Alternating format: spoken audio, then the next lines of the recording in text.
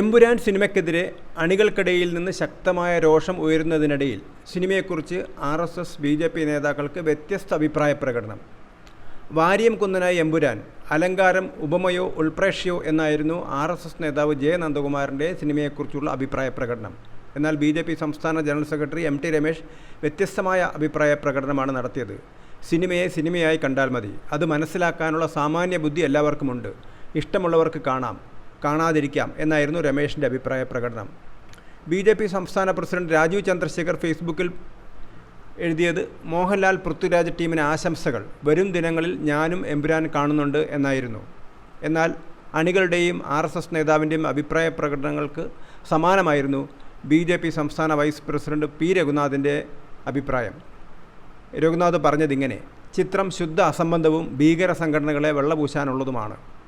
ഇതോടെയാണ് വെള്ളിയാഴ്ച ഉച്ചയോടെ BJP സംസ്ഥാന ജനറൽ സെക്രട്ടറി P സുധീർ ഔദ്യോഗിക വിശദീകരണവുമായി രംഗത്തിറങ്ങിയത്.